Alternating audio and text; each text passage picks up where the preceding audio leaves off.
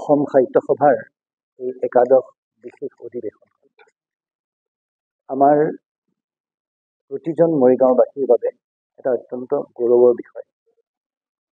সমান্তৰালভাৱে জিলা প্ৰশাসনৰ মই এটি গুৰু দায়িত্ব বুলি ভাবোঁ যে আমি আমাৰ সাধ্য অনুযায়ী আমি যৎ কিঞ্চিত যিখিনি পাৰোঁ আমি এতিয়ালৈকে তেওঁলোকৰ লগত একেলগে মিলি মই সহযোগ শব্দ মই ব্যৱহাৰ নকৰোঁ, যিহেতুকে এইটো আমাৰ গুৰু দায়িত্ব।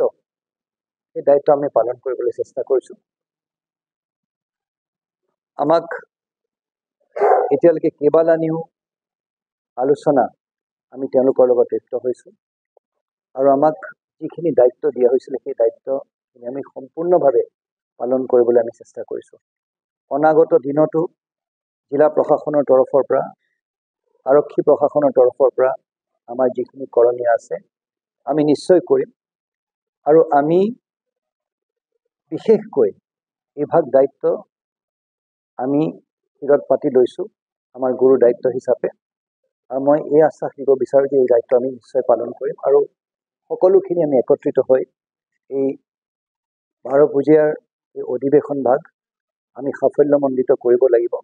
এইটো আমাৰ সকলোৰে এটি সন্মানৰ বিষয় আৰু এই ক্ষেত্ৰত প্ৰশাসনৰ তৰফৰ পৰা আমি কেতিয়াও কোনো ধৰণে আমি পিছ পৰি নাথাকোঁ আৰু আমি যিখিনি পাৰোঁ আমি এই 12 পূজীয়া অধিৱেশন ঐতিহ্যমণ্ডিত মৰিগাঁও জিলাৰ এই 12 পূজীয়াৰ যি ইতিহাস প্ৰসিদ্ধ পাঁচো ৰজা সমন্বয় ক্ষেত্ৰত অনুষ্ঠিত হ'বলৈ আগবাঢ়িছে।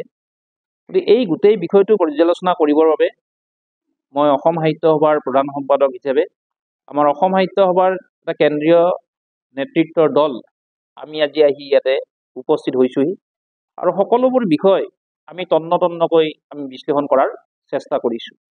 আমি প্ৰতিখন উপ সমিতিৰ কাৰ্যকৰী সভাপতি আহ্বায়ক মৰিগাঁও জিলা সাহিত্য সভাৰ বিষয়ববীয়া কৰ্মকৰ্তা আৰু সেই উপ সমিতিবিলাকৰ বিষয়ববীয়া কৰ্মকৰ্তা আদৰণি সমিতিৰ সন্মানীয় সভাপতি হেমন্ত দেউৰী মহোদয়, আমাৰ কাৰ্যকৰী সভাপতি ডাক্তৰ বীৰেঞ্চি কুমাৰ শৰ্মা, সম্পাদক ডাক্তৰ প্ৰদীপ কুমাৰ ডেকা আটাইকে লৈ আমি গোটেই বিষয়বিলাক আমি পৰ্যালোচনা কৰিছোঁ। এই অধিৱেশনলৈ মাথোন আৰু এটা সপ্তাহ বাকী থকা অৱস্থাত আমি যিকোনো কাৰণত আমি মৰিগাঁৱৰ এই ঐতিহ্যমণ্ডিত 12 পূজীয়া অধিৱেশনখন আমি সফল কৰিব লাগে।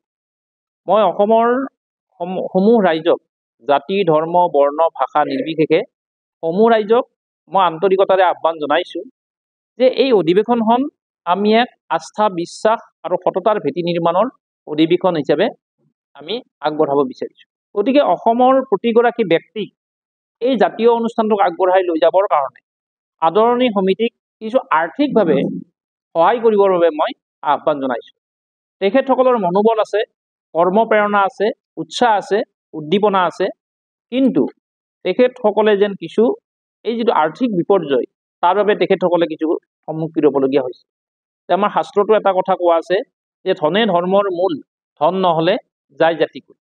গতিকে মই প্ৰতি স্তৰৰ ৰাইজক মই আহ্বান জনাইছোঁ, আহক সকলোৱে আগবাঢ়ি এই অধিৱেশনখন সফল কৰাৰ কাৰণে যাৰ যি মানসিকতা যাৰ যি ক্ষমতা সেই ক্ষমতাৰে আদৰণি সমিতিখনক কিছু সহায় সহযোগ কৰক আৰু তেতিয়া আমি এক আস্থা বিশ্বাসৰ ভেটি আমি গঢ়িব পাৰিম।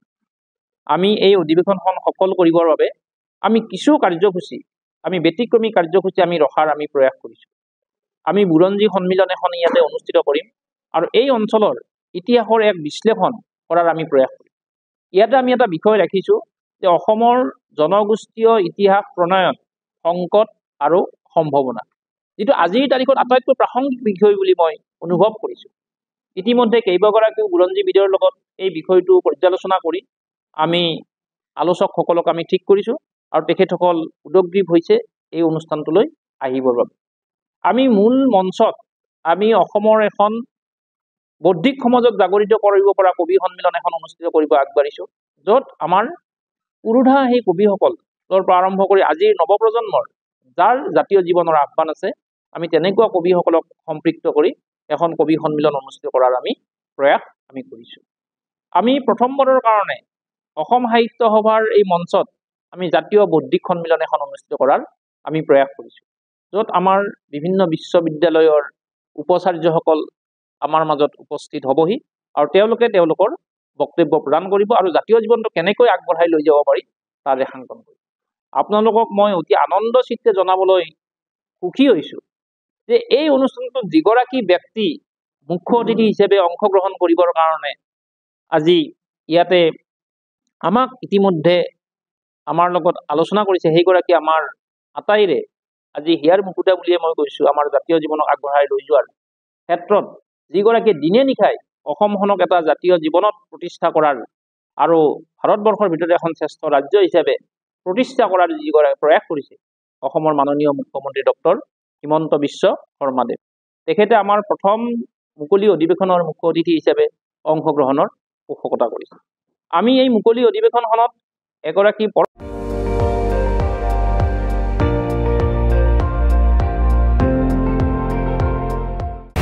আপুনি চাই আছে ND24, সৰ্বশ্ৰেষ্ঠ নহয় সৰ্বোত্তমৰ দৌৰ।